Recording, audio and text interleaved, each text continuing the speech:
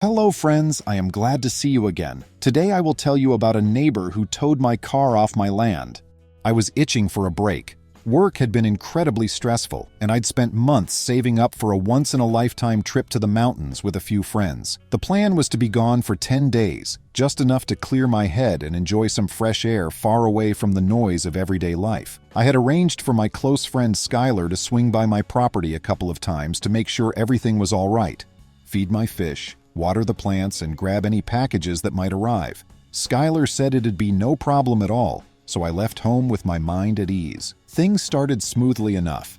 My final day at work before I left was hectic, but gave me confidence that I truly deserved this vacation. My boss had been piling tasks on me all week, which had me worried I wouldn't finish everything in time. But I stayed late every day and got it done. By the time I threw my duffel in my trunk, I felt like I had conquered a mountain of tasks already. Little did I know, a much bigger problem was lurking back home, one that would make my work stress look tame in comparison. I live in a modest place on the outskirts of a mid-sized city. It's not a big farm, but I do have some land, including a small pasture out back with a sturdy shed that I use for extra storage and for parking one of my older cars. My father originally built that shed decades ago. It's pretty nostalgic for me because it reminds me of when he taught me basic car maintenance. To preserve those memories and to keep the car safe from rust, I park it under the shed's roof. The car isn't particularly expensive, but it has sentimental value. It was the first car I bought after graduating trade school, and I've kept it running well for years. Across the street is where Arlo lives. Arlo is one of those people who pretends to be friendly but manages to feel off, like they're only nice to you when they want something. We've had small squabbles before. Once he hosted a large party and somehow decided my driveway would be extra parking space for his guests. That ticked me off, so I confronted him. He feigned innocence. According to him, it was just a mistake, and he didn't realize he was blocking my driveway. Since then, we hadn't had many direct run-ins, but I always sensed that boundary issues might resurface. Anyway, there I was in the mountains enjoying crisp air and long morning hikes. Skylar texted me the second evening to confirm everything was fine back home. She said she noticed some new tire tracks near the side of my property, but figured they were from some large delivery truck that might have turned around or something. I shrugged it off because it didn't sound alarming. Besides, I had installed motion sensor cameras around my property last year. Initially, they were for security after some random break-ins hit a few homes in our area, but they also let me keep an eye on my backyard wildlife. I'd occasionally see deer wandering through, and that alone justified the cost.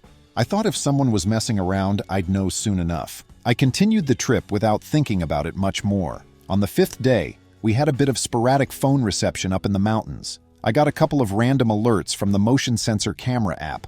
One was labeled "Movement near the shed," but where I was, the signal was too weak to load the live footage quickly, and I dismissed it as a stray deer or a raccoon. It wasn't until later that evening, after we drove into a small town for dinner, that I had some better reception.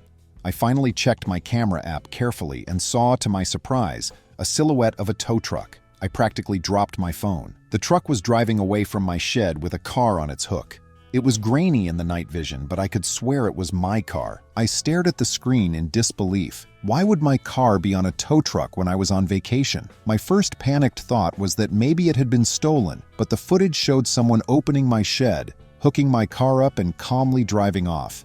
That didn't seem like a random thief. Thieves typically want to be quick and inconspicuous, but this was done with methodical care. The next clip was harder to interpret in the poor lighting, but it looked like a second car was being maneuvered onto my property, under my shed's roof no less. The timestamps indicated this happened late at night, around 2 in the morning. That was suspiciously sneaky. I immediately tried calling Skylar, who was staying with her sister about 30 minutes from my place, but she didn't pick up. I left a frantic voicemail. "Skylar, call me back as soon as you can. Something bizarre is happening at my house." Then I tried calling the local police department. The non-emergency line was the best I could think of at that moment. The officer I spoke to sounded polite, but not particularly concerned yet. I mentioned that I had security footage of my car being towed from my property without my permission. He took my details, suggested I email him the clips if possible, and promised to dispatch someone to check on the property. I hung up feeling uneasy, but at least I felt I was doing everything I could from 5 states away. I was in a foul mood the next morning. While my friends were excited about the planned rafting trip, All I could think about was my missing car. The emotional significance of that vehicle was huge. I desperately wanted to drive back home, but we'd paid for this trip in full, and I didn't have a good game plan besides waiting for the police to follow up. If I rushed back, it would take me a whole day of driving, and I might just be sitting at my house without any new leads. Still, it was impossible to shake off the anxiety. Eventually, I decided to wait for the police officer's call with more information, and then decide if I should cut the vacation short. Late that night, I finally got through to Skylar.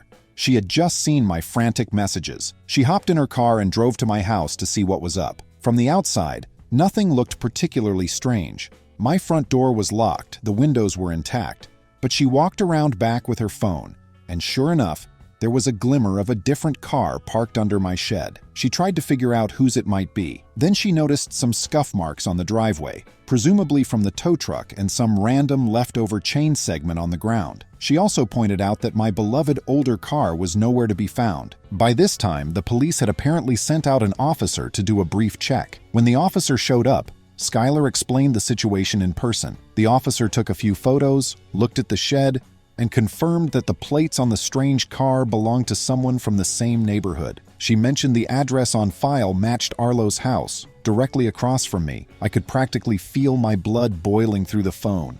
Why on earth would Arlo tow my car away to put his own fancy vehicle under my shed? Maybe he wanted to show it off, or maybe he thought his precious car deserved more shelter than what he had available. Either way, I was livid. Skylar relayed a conversation she overheard. The officer knocked on Arlo's door, but nobody answered.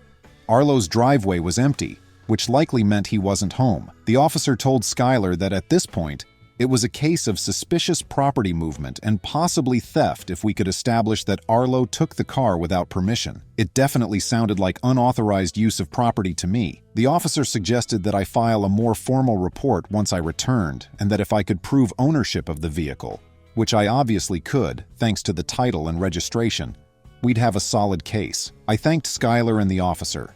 Then I tried to get some restless sleep. 2 days later, I got home. Pulling into my driveway, I was still half hoping this was all some weird mix-up, that maybe I'd find my old car perfectly in place and no reason to be upset. But that was just wishful thinking. In reality, I found Arlo's flashy convertible parked under my shed. It was covered in a protective cloth that had definitely come from my garage. I recognized the cloth because it was brand new, something I'd purchased to protect one of my project cars from dust. I was furious to see it draped over his convertible like he owned my property. My entire yard felt violated. The first thing I did was check my security footage on the big desktop computer inside. The camera angles gave me crystal clear images of the entire fiasco. Arlo had carefully scouted out my yard the day before I left for vacation. Then, a few nights into my trip, he hired or borrowed a tow truck, one that apparently had no company markings, and used it to move my vehicle out. It all happened with such brazen confidence that I was shocked.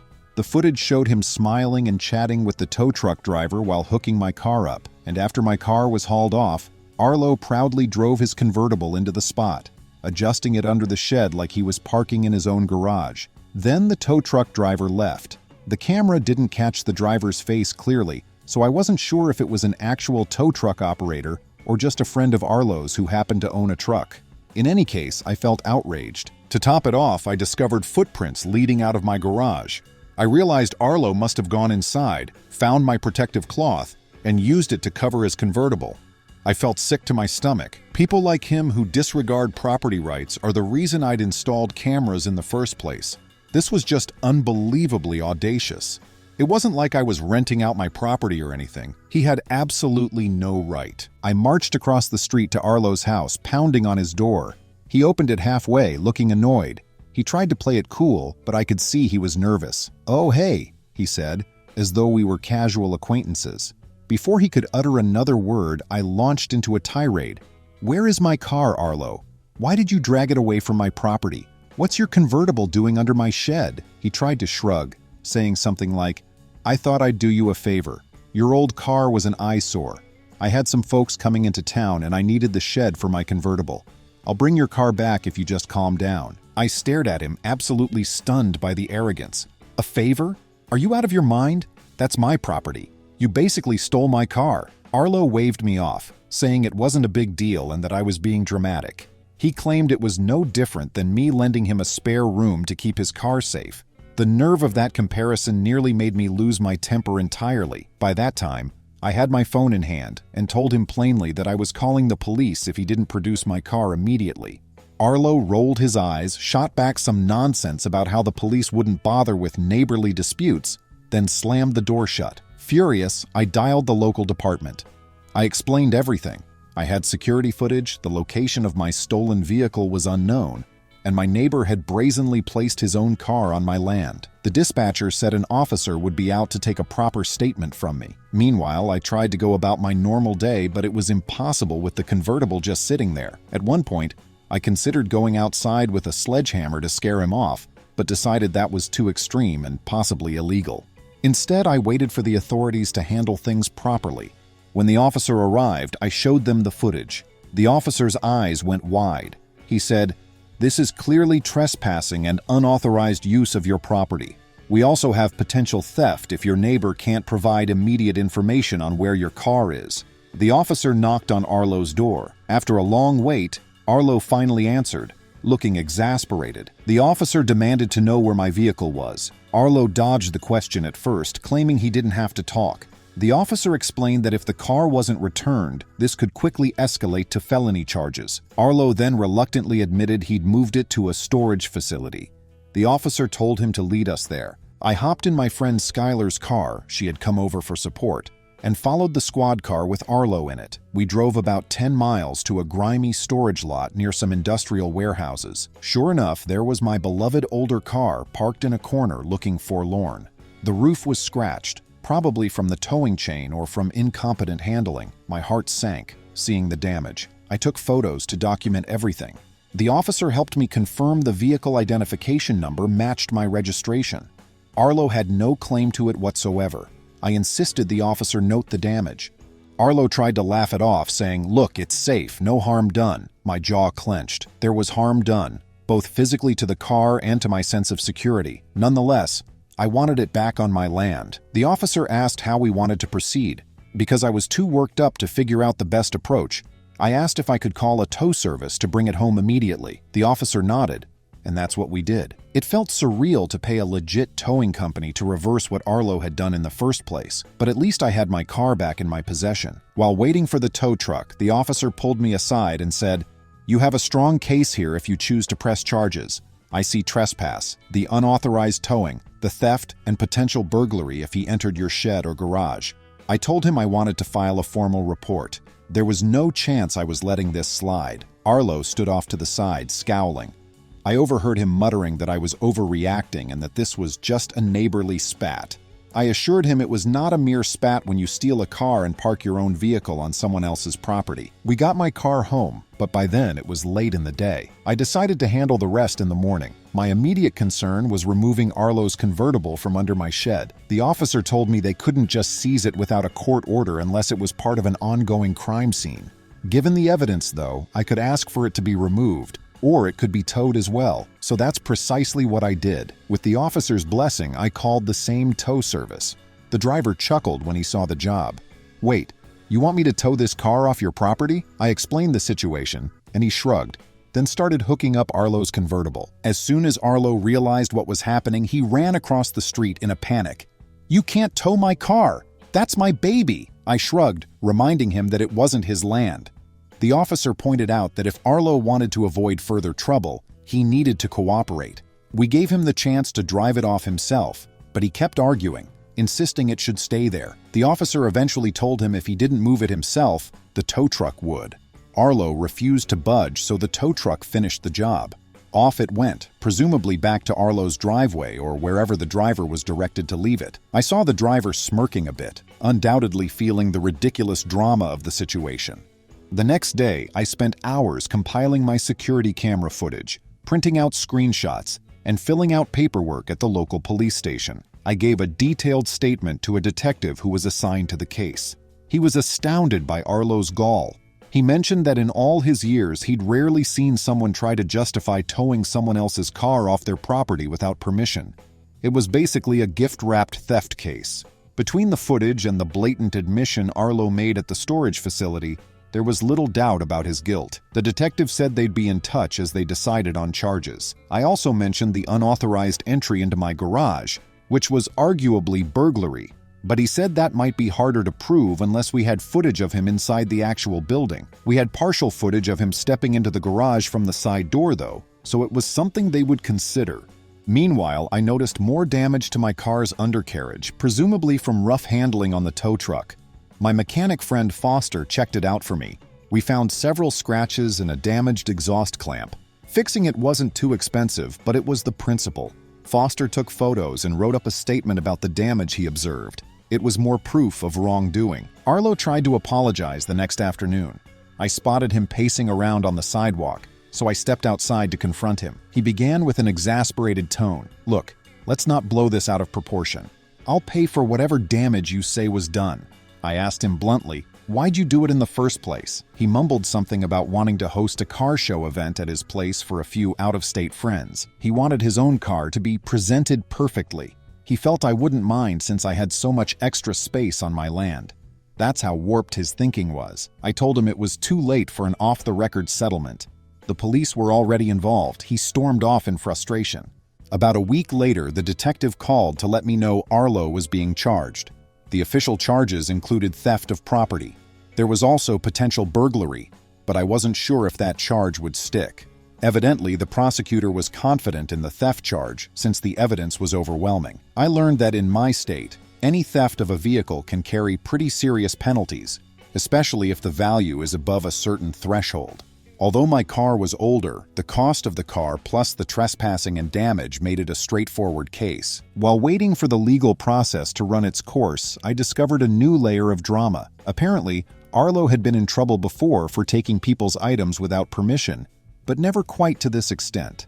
A neighbor on the next block told me that years ago, Arlo was caught rummaging through a neighbor's yard sale items after hours and taking things without paying. He was confronted, apologized profusely, and ended up getting a slap on the wrist.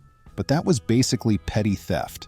This was a more serious violation. The neighbor also told me that Arlo's finances were shaky. Despite the flashy convertible, he might have been behind on mortgage payments.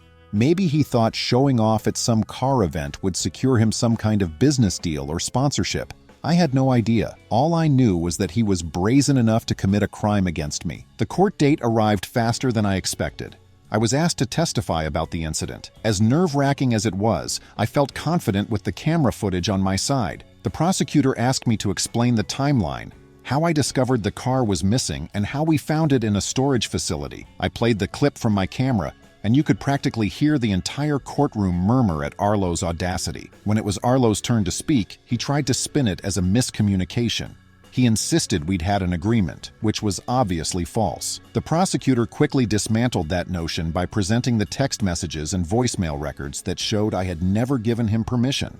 Moreover, the officer testified about how uncooperative Arlo was initially. The judge didn't seem impressed with Arlo's excuses. In the end, the judge handed down a sentence of 1 year in jail for the theft. It was a shock to me. I knew there would be some form of punishment, but an entire year behind bars felt serious. The judge pointed out that this wasn't a victimless crime.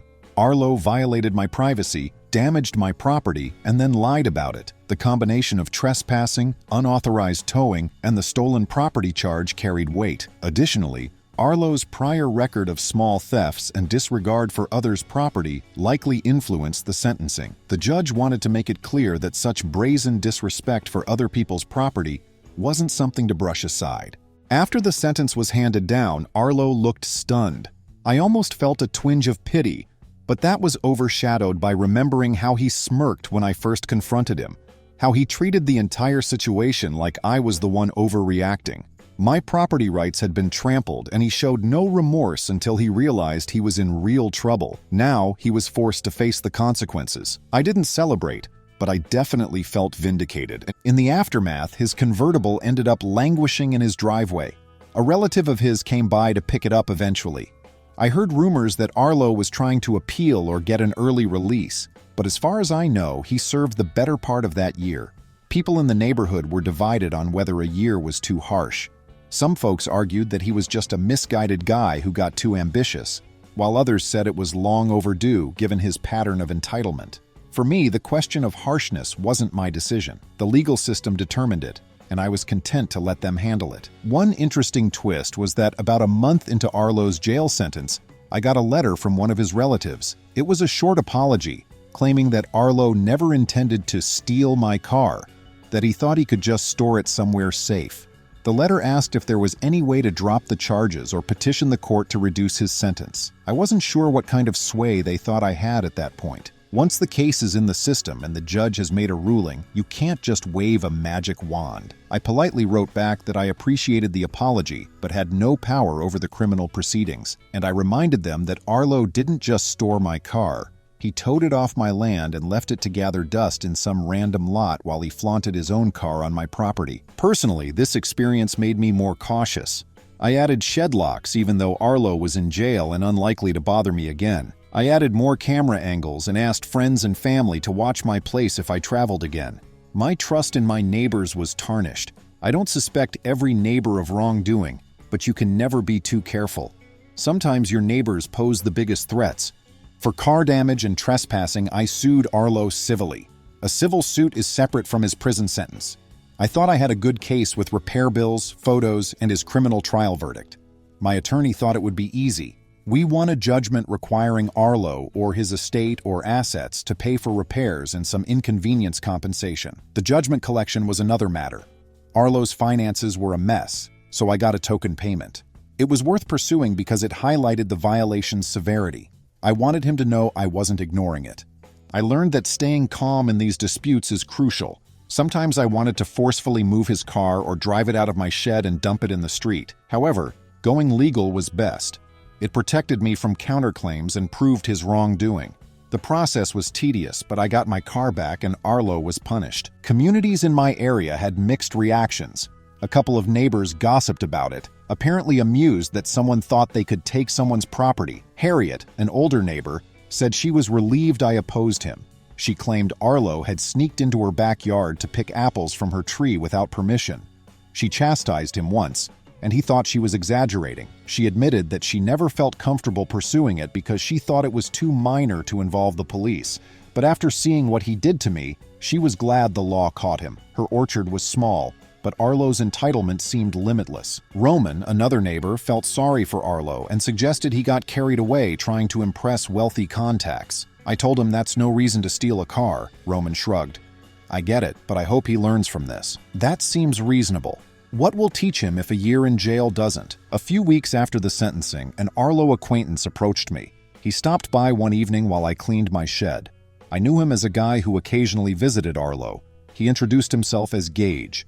Moving from foot to foot, he looked uncomfortable. He then said Arlo told him I wouldn't mind if he used my property for a while because we had a gentleman's agreement. Gage wanted to confirm that. I nearly laughed. We never had such an agreement.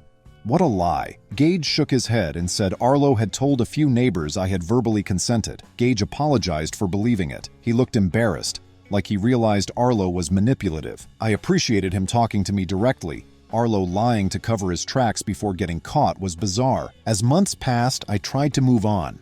As mentioned, I repainted parts of the shed, reorganized my storage to block the side door, and upgraded the locks. I realized I could use this bad experience to secure my property.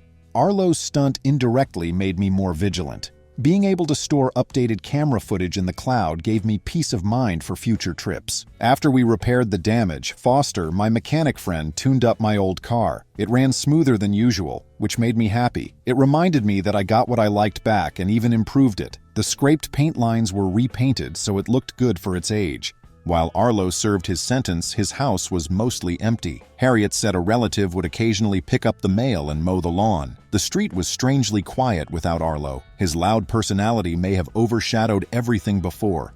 The quiet made me wonder if the neighborhood breathed easier without him. While I don't like seeing people go to jail, it was nice not to have him test everyone's limits. A surprising development occurred 6 months into his sentence. I was notified by the county clerk that Arlo was appealing. The appeal argued that he did not intend to permanently take my car. His lawyer argued that Arlo planned to return the car, so it wasn't theft. Given the clear video evidence of him taking it without permission and the additional trespassing, my attorney said it was unlikely to succeed. Several weeks later, the appeal was denied. That helped me believe justice was done. As a precaution, I vowed to communicate with neighbors before future trips after the incident. Not that I expect normal neighbors to break into my shed and move my car, but it never hurts to let people know that if they see someone on my property, it's probably not me. Harriet or Roman may have alerted me sooner if they saw the tow truck while I was away. You learn by living. I occasionally think about how bizarre the situation was. Arlo planned a midnight car swap expecting no repercussions. He probably thought I wouldn't press charges because we're neighbors. Maybe he was so delusional that he thought he could do anything. It was eye-opening to see how far some people will go to claim another's property. Every time I tell this story, friends and coworkers can't believe it happened. They think it's a lie or exaggeration. The receipts, photos, and footage prove it. My boss, who rarely gets involved in personal matters, was surprised when I told him why I returned from vacation so stressed. He joked that I should write a book about strange neighbor disputes. I'm no writer, but it would be a fun chapter. Except for occasional reminders of the incident, my life returned to normal in the months that followed. When a random tow truck passes by, I think, is someone messing with my property again? But I quickly reassure myself. Every angle of the property is monitored, my gates are locked, and the neighborhood is more vigilant. Harriet sometimes waves to me from her yard and points to her apple tree, saying, "Arlo's not picking these anymore." This is a running joke between us. When Arlo's sentence ended, he did come back to the house briefly. This was about a year and a half after the initial incident, taking into account the time leading up to the trial and the actual sentence. He was there just long enough to gather his belongings, and then a "for sale" sign appeared on his front lawn. Friends, thank you. See you soon.